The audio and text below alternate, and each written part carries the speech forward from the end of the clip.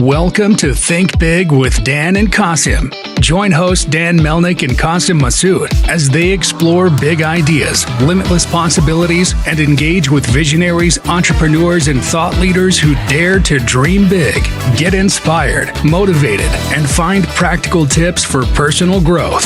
Think big, dream bigger, and ignite your potential.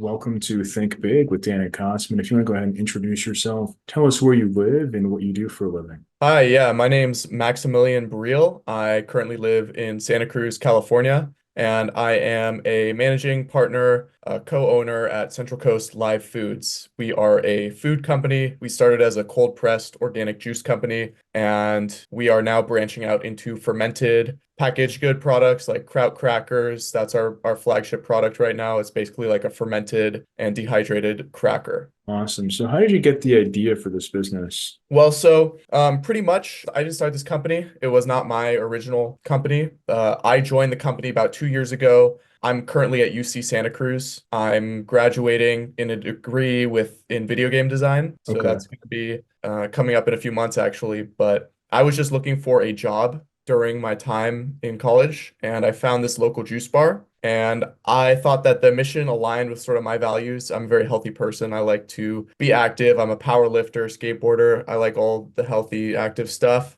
And I found the juice and I really liked the juice. So I started working there. Over time, it evolved from just a retail job. I got more responsibility over time. I became the manager of the store. And then, the original founder of the company came to me with this product, kraut crackers, which we were already selling in our stores. We had been making them for a while, and basically the owner came to me and was like, "Hey, Max, I really like what you've contributed so far here. I think that, this would be a great partnership, and I think this product has a lot more potential, and this business has a lot more potential than just a local retail juice business. So if you come on board more full time, we'll give you some incentives. You'll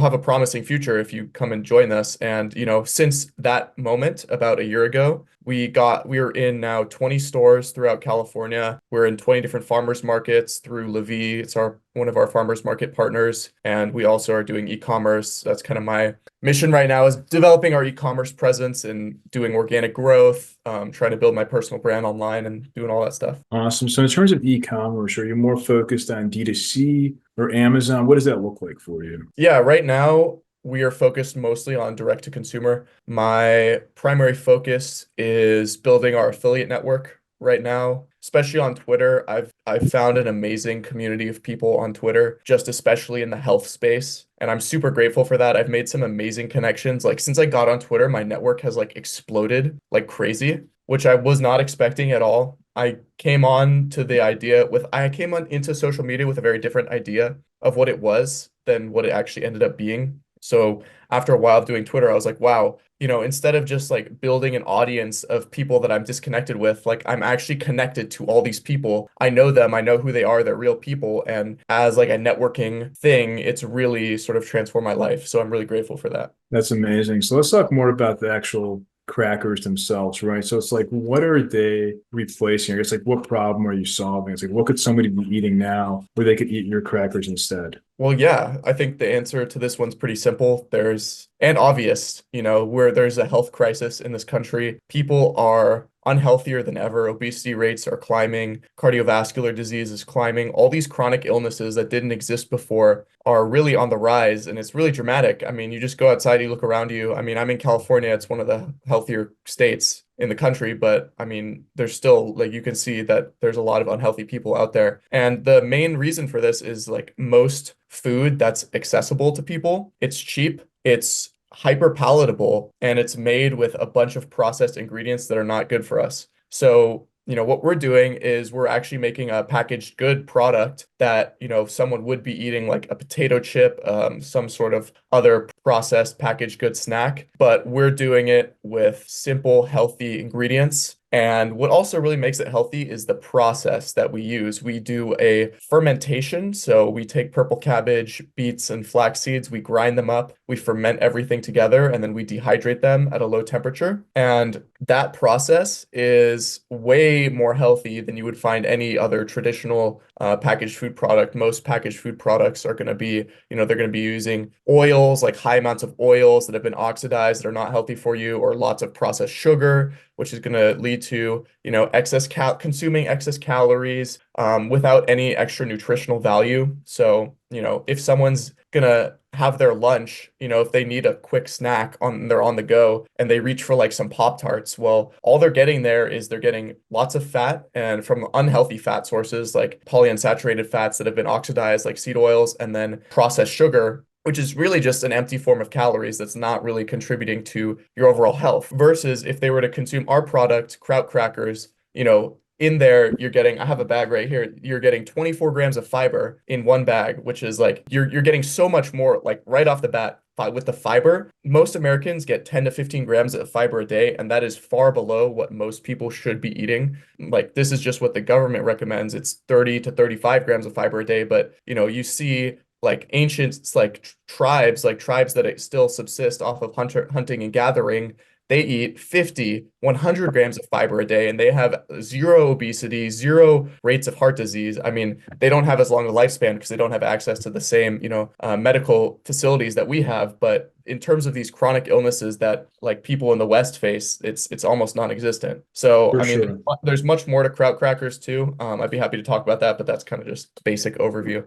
Yeah, for sure. Well, I guess I'm curious too, because with just one product like that, it can be difficult to have a good lifetime value. So, like, what is the vision? Are you guys planning on adding more products, or what does that look like for you? Of course, yeah. Right now we just have one flavor. It's the original flavor, which is with the cabbage, beets, and flax seeds, but we're actually about to launch a new flavor, and that's going to be the taqueria flavor. So that taqueria flavor, it's going to be pretty much a whole new formulation, but the process is the same. So it's going to have green cabbage, jicama, carrots, jalapenos, onions, and cilantro, and all ground up, all fermented and dehydrated, same as the original cracker. So that's kind of the vision. We're going to launch the taqueria, and then the next one after that is going to be a kimchi flavor. That's a little bit down the line, and then down the line too, we'll do more flavors, maybe different sizes, and really go from there. But right now, we're really trying to just establish ourselves with the core flavors, if that makes sense. For sure. So, you mentioned also that you're in about 20 retailers in California. So, are you planning on expanding in retail across the US, or what does that look like? Yes, so that is our plan. Our plan is to sort of scale up organically over time, as e-commerce picks up, and as the stores pick up, those two things are kind of happening at the same time. So we don't really want to rush it. We're not in a rush because we want to, more than anything, we want to get velocity up in the stores that we already are in. And velocity just means how many orders are the stores doing through our distributor or through us every month. And we really want to focus on that, because then once we have solid velocity in these stores, then that means that we'll be able to expand, and we'll be able to go to other stores and be like, look how well we're doing in all these stores in California. Like, I think the product will do well here, and other stores will see that and they'll be like, okay, yeah, it's less risky. In their mind, it's less risky. So, do you do like in-store demos, or how do you get people to actually try your product? Yeah, demos are huge. I do a lot of demos. That's kind of one of my big responsibilities, is going around to all these different stores, doing demos. I love it. It's like one of my favorite parts of the job, just because I get to talk to people, tell them about the product. I'm really passionate about it. And so, it's a great way to connect with people and put like a face to the company, because a lot of the times these companies like are big corporations, they're faceless, but we're a small startup, so it's helpful, and people really like the mission and can see what we're doing and think it's a good thing. For sure. So, what would you say is like the biggest challenge that you currently face in the business? I would say getting people to try it is honestly the biggest challenge, because when someone hears it, like, oh, a fermented cracker, it's just a weird thing, because it's like kind of a new product that doesn't really exist yet. So when people hear it, they can be kind of like off put by it, and they're like, oh, that sounds weird. And so getting them to try it is really the biggest thing. And so translating that to e-commerce, I think, is